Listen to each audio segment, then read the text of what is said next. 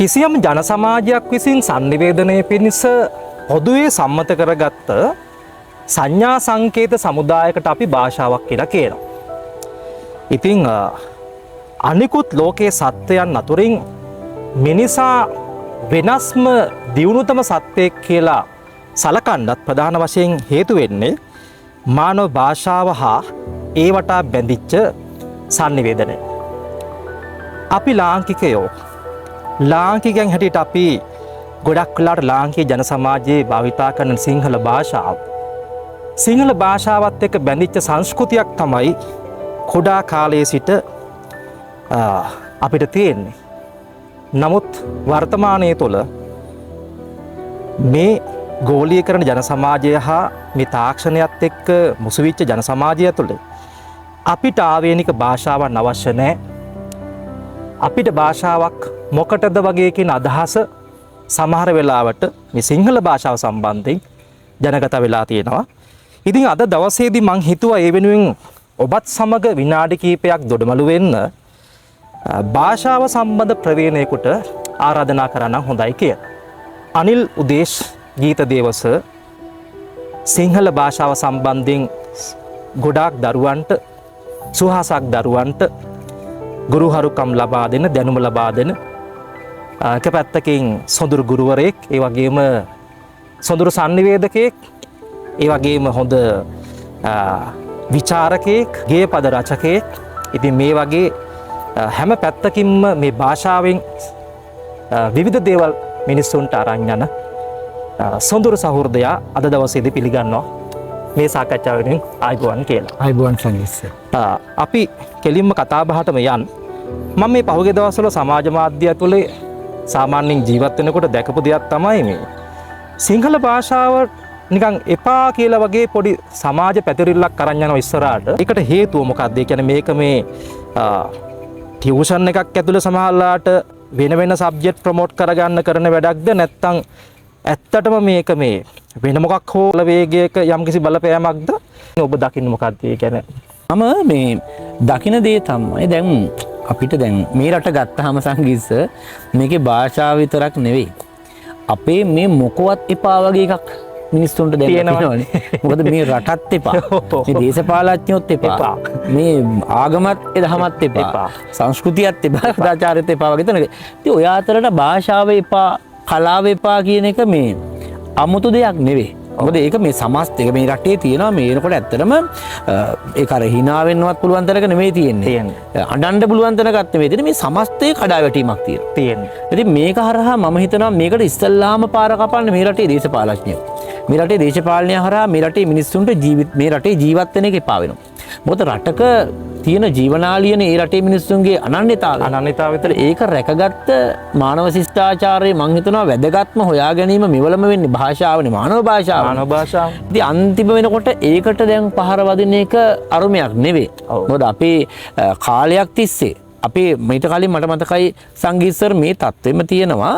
ඔය කොළඹිව්ගේ පළවෙනි පරපුරේ කවියෝ 1920 ගණන් වල කවි ලියනකොට ආනන්ද රාජකරුණලා ඉස්මයින්ද හාමුදුරුවෝ ලියන කාලෙත් ඔය මානසිකත්වෙම ඔය තත්ත්වෙම මේ රටේ තිබ්බා. මොකද මේ රටේ එතකොට මිනිස්සුන්ට එපා වෙලා ඒ රට ජීවත් වෙන එක එපා කරන්නේ සුද්දමයි. මේක යටත් ජීවිතයක් කරගෙන ඉන්නකොට මිනිස්සුන්ට එපා වෙනවා.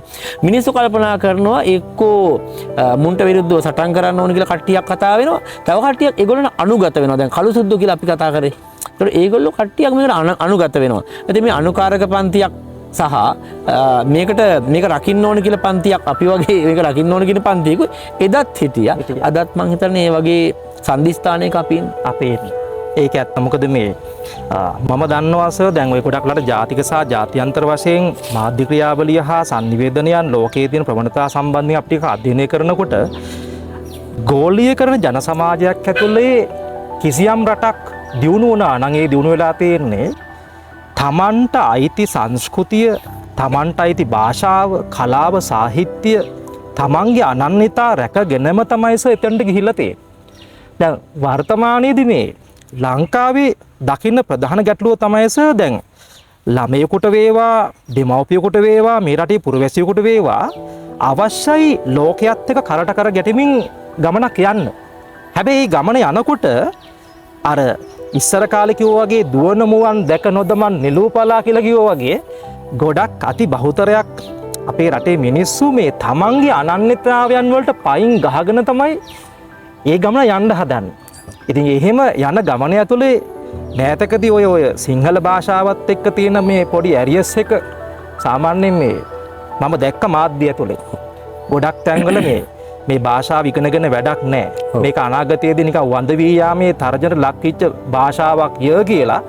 නිකන් අපේ රටේ මිනිස්සුම තමයි අපේ රටේ අනන්‍යතාවන් වලට පහර පිට පහර දෙන්නේ. මම හිතනවා මේ ගැන යමක් කියන්න හොඳම වෙලාව මේක කියලා. ඔව් ඇත්තටම සංගීත සර්ව ඉන්න දැක්ම හරියටම හරි. ඒ කියන්නේ මේක මේනකොට අර සමහර අය මේ ගෝලීයකරණයේ මුවාවෙන් එක මාතෘකාවල මුවාවෙන් එක පැත්තකින් අපේ භාෂාවට ගහනවා. අපේ සාහිත්‍ය එක පැත්තකින් වලපලට දානවා. කලාව ඕනේ නැහැ කියනවා. මොකද සර් ඉතින් අපේ ලෝකයේත් එක්ක තරඟ කරන්න පුළුවන් කරට යන සාහිත්‍යයක් අපේ රටේ තියෙනවා. පැහැදිලිවම තියෙනවා. ඔව් ඒක ඇත්ත. මොකද මම නම් කියන්නේ විලියම් ෂේක්ස්පියර්ට ඉංග්‍රීසි භාෂාව වටිනවා වගේම මටත් මගේ භාෂාව වටිනවා. මට ඕක හැල්ලු කරගෙන මේ කොහෙවත් රටකට ගිහිල්ලා වීසා එකක් හදාගන්න අවශ්‍ය නැහැ.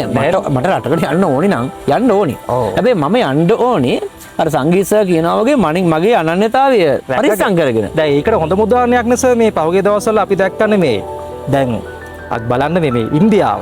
ඉන්දියාවේ සඳ තරණය කරනවා පහුගිය දවස්වල ලෝකේ ඉදා මෙදා තුර ඉන්දියාව තියපු ජයග්‍රහයි පියවරක්. එතකොට නැකත් කේන්දර සුබනිමිති ග්‍රහලෝක ග්‍රහ අපල ඊට පස්සේ ඔය කියන සංස්කෘතිය හදපු මේ ඉන්දියාවම ඒගොල්ලෝ අර චන්ද්‍රයාන් එක අභ්‍යවකාශ ගත කරද්දී දේවාලට ගිහිල්ලා පොල් ගහලා ඇඳලා පුදලා ඔවුන්ගේ අනන්‍යතාවයන් එක්ක තමයි ඒක කරේ. විද්‍යාවයි කලාවයි සංස්කෘතියයි බොහොම හොඳට නිකන් අර අපේ ගෙදර අම්මා අර මිරිස් ගලය අඹරලා හදන ලුණු මිස වගේ හොඳට අඹරගත්ත මිනිසක් තමයි එතනට ගිහිල්ලා තියෙන්නේ. ඒක ඇත්ත. පැත්ත ඒක මොකද මෙහෙමනේ ඔතන වැඩේ තියෙන ඔය සමහර අය ඔකට ගහන්නේ අර මිත්‍යාව කියන එක අල්ලගෙනනේ.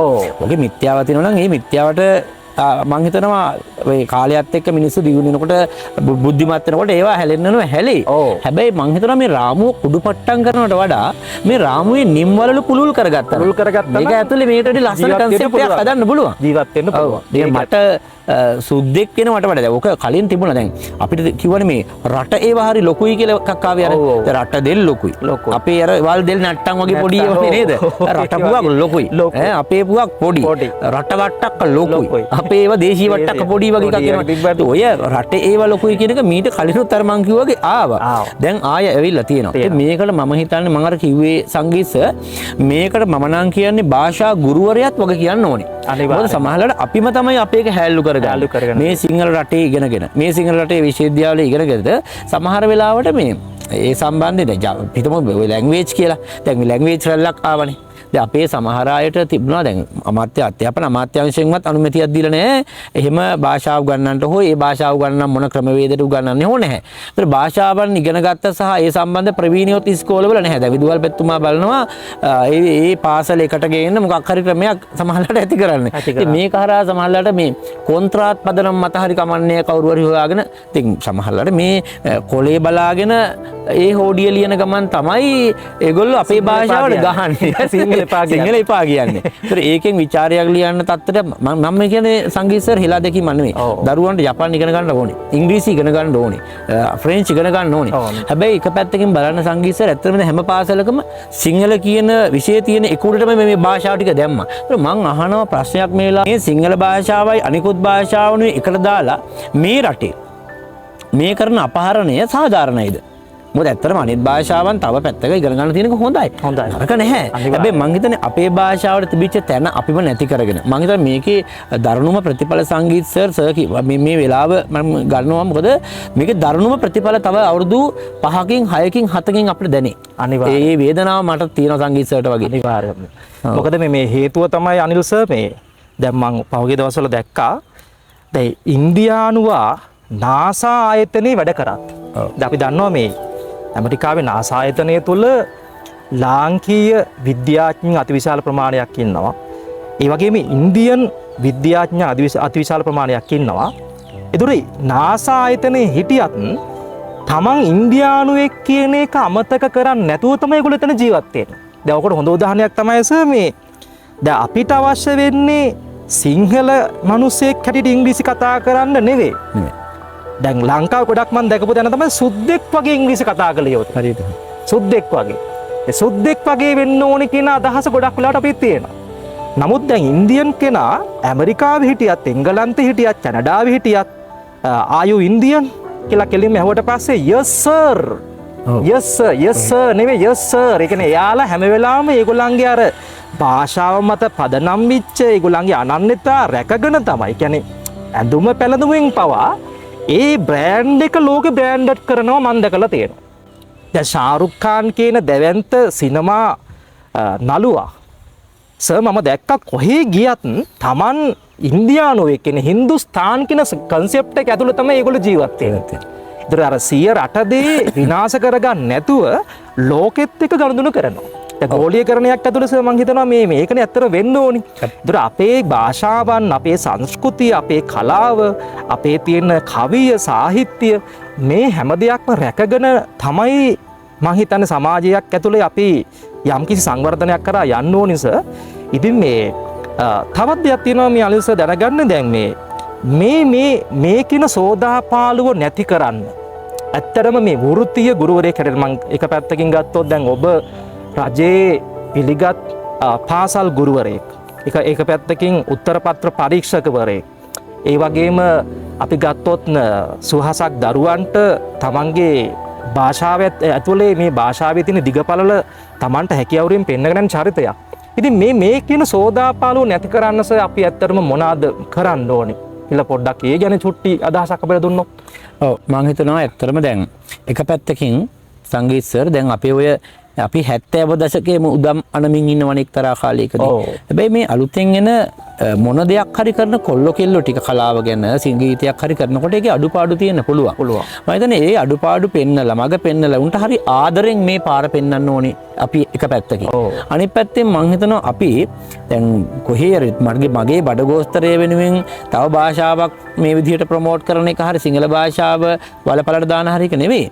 මේ භාෂාවේ මම හිතනවා අපිට කෙටි කතාව නවකතාව එතකොට ගීතය චිත්‍රපටය මේ කොතන ගියත් අර සංගීතය කියනවා වගේ අපි අනන්‍යතාවයේ දරුවන්ට යන දැන් හෙළහවුලේ නිර්මාණකරුවෝ අරගත්තොත් එහෙම ඇකාරය ඇයන්නයි ඈයන්නයි කියන මේ අක්ෂර රූප දෙක තියෙන එකම භාෂාව සිංහල භාෂාවනේ. ලෝකෙ කිසිම භාෂාවක නැහැ. ඒතකොට ඒක හෙළහවුලේ නිර්මාණකරුවෝ අනවශ්‍ය තැන් වලටත් එක දාලා මේ අපි අනන්‍යතාවය දැන් මගුල් කෑම හත්පන කියනකොට ඒකේ අපිට හම්බෙනෝයි අනන්‍යතාවය. ඒතකොට දරුවට ඒ අනන්‍යතාවය යනවනේ. දැන් වෙලා තියෙන්නේ අපි අර සංගීත කිව්වා වගේ අපි අපේ විදිහට සිංහල ඉංග්‍රීසි කතා කරොත් ඌට hina වෙනවා. ඒතර ඌ අර සමහරලාට ගොඩේක් ගාන්න දානවා. එහෙම නෙමෙයි.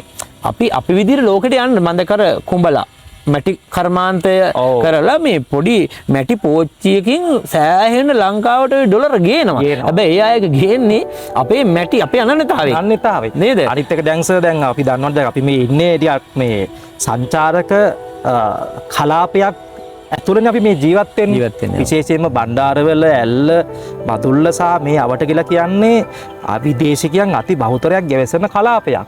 ඒතර අපි දන්නවස ගොඩක් තැන්වලදී ඒගොල්ලෝ කියන්නේ මේ සංචාරකයෝ ලංකාවට එන්නේ බොබ් මාලිගේ සින්දු අහන්නවත් මයිකල් ජැක්සන්ගේ සින්දු අහන්නවත් නෙවෙයි.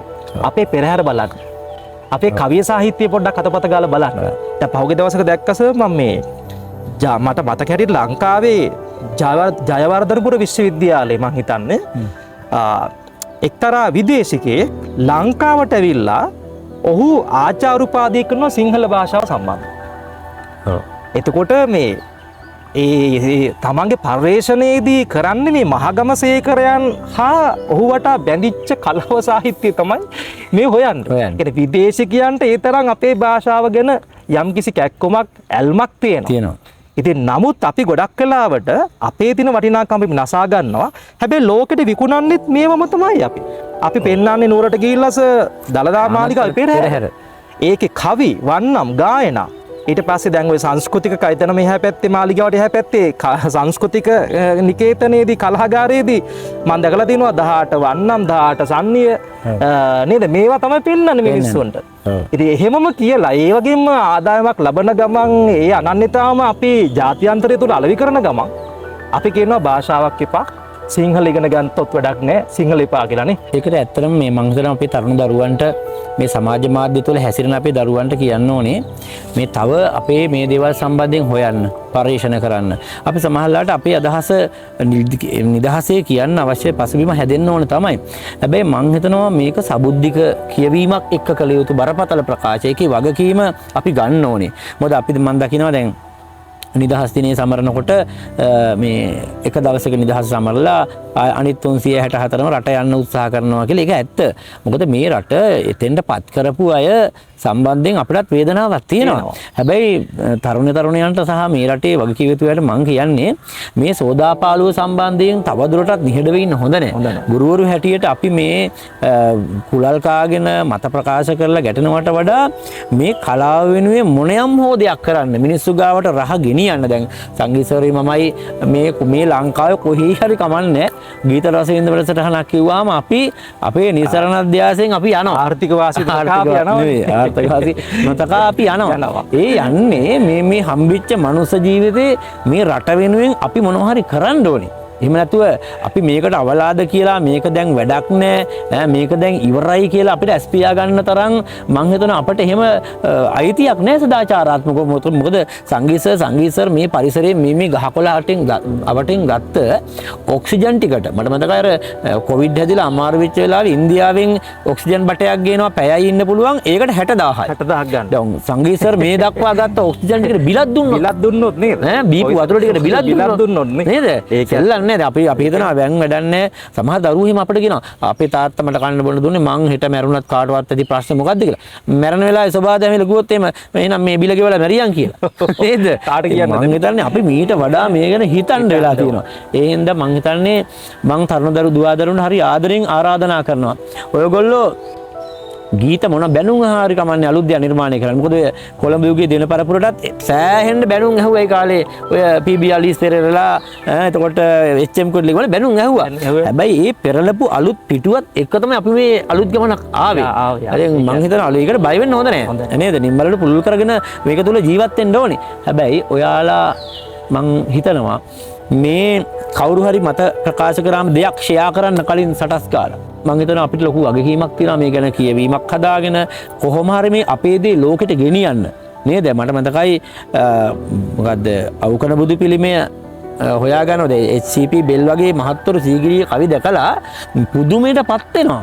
මේ රටේ තියෙන මේ අවුරුදු 2500ක සංස්කෘතිය ඕස්ට්‍රේලියාවට යන්න අපි උත්සාහ කරාට ඇත්තටම සංගීත ඕස්ට්‍රේලියාවේ තියෙන අවුරුදු 100ක වගේ ඉතිහාසයක් නේ. තක්කඩිය හොරු ගිහින් ගාල් කරපු හිරමැදිරිය. හැබැයි මේ මිනිස්සු එකතු වෙලා ඕස්ට්‍රේලියාව හැදුවා. ඉතින් අපේ කොච්චර අභිමානයක් අපිට තියෙනවනේ. ඒ හින්දා අපි හිතනවා මේක හදන්න බැරි නෑ. වැටෙන්න එපා. හැදෙන්න බැරි නෑ. හැබැයි මේකට හදන්න අවශ්‍ය කරන පසුබිම පාර මේ රටේ වැඩිහිටියෝ පෙන්වන්න ඕන. සබුද්ධිකේ උගත්තු පෙන්වන්න ඕනේ. එතකොට මේක හදන්න බැරි නෑ. ඉතින් මේ ආදරණීය සහෘදයනි ඒ වගේම අපිව නරඹන අපිව බලන අපිට ප්‍රතිචාර දක්වන දුවදරුවනි ලංකාව කියලා කියන්නේ අතිශය මනරම් බොහොම සුන්දර රටක්. මේ ලංකාද්වීපයේ වටා ගෙතිච්ච අපිටම ආවේනික සෞන්දර්යයක් කලාවක් සාහිත්‍යයක් භාෂාවක් අපි වටා නිර්මාණය වෙලා තියෙනවා. ඉතින් මේ අනන්‍යතා මතු පරපුරට දායාද කිරීම මං හිතන්නේ ඔබ සතුයි. ඒ නිසා මේ දේවල් අපි රැක ගන්න ඕනේ. අර එස් මහින්ද හාමුදුරුවෝ එක තැනකදී කිව්වා වගේ Taman ලැබූ දිවි පෙවෙතේ කොටසක් රට සමය වෙතේ පුද නොකොලොත් නුඹෙන් පුතේ මෙලවට කිසි පළක් නැතේ. ඒ වගේ අපි ජාත්‍යන්තරේ දිනන්න ඕනි ආදරණීය දරුවනි සුහසක් සහෘදයනි ඒ ජාත්‍යන්තරේ ජයගත යුත්තේ අපේ වටිනාකම් රැකගෙන මිස ඒවා නසාගෙන නොවේ. ඒ නිසා කිසියම් ආර්ථික වාසියක් තකා අපේ භාෂාව සිංහල භාෂාව එපා කියලා යම් කිසි කෙනෙක් ජනගත කරනවා නම් මං හිතන්නේ අනිල්ස මම පෞද්ගලිකව මේ රටේ ඉපදිච්ච මේ ගහකොළෙන් මේ හුස්මෙන් ජීවත් වෙච්ච සිංහල භාෂාව ඇතුලේ අපි ජීවිතය හොයාගෙන ගියපු මේ රටේ පුරවැසියෙක් හැටියට මම ඉල්ලනවා ඒ දේ කරන්න එපා. මොකද ආර්ථික වශයෙන් අපිට රුපියල් 10ක 2000ක ලාභයක් ලැබෙන්න පුළුවන් සමහර වෙලාවට. මේ සමස්තය ඇතුලේ නේද? සමස්තයක් ඇතුලේ වෙන ආර්ථික වශයෙන් වෙන පරිහානිය අපේ අනන්‍යතාවයන් අපි නසාගෙන ඉස්සරහට අපි නිකන් වහල් මානසිකත්වයකින් ලෝකේ ජීවත් වෙන්න සිද්ධ වුණොත් එදාට තේරෙවි අතීතයේ අපිට කොයිතරම්නම් වැරදිලා තියෙනවද කියලා. ඒ නිසා අපේ දේ රැකගමු, අපේ භාෂාව රැකගමු, අපේ සංස්කෘතිය, අපේ වටිනාකම් රැකගනිමු. මේ අපේ තියෙන මානව බැඳීම් රැකගනිමු. ඒ රැකගන්න කමන් අපි ජාත්‍යන්තරයක් ජය ගමු. බොහොම ස්තුතියි අනිල් උදේශ් ගීත දේවස අද දවසේදී මේ කාර්යය වෙනුවෙන් අති මහත් රාජකාරී මැද මගෙත් එක්ක අත්වැල් බඳ ගත්තට නැවත දවසක මෙවැනිම කතා බහකින් අලුත්ම අදහසකින් අපි හමු වෙමු. එතෙක් ඔබට ආයුබෝවන්. එහෙනම් අපි ගිහින් එන්න. අයිබෝන්.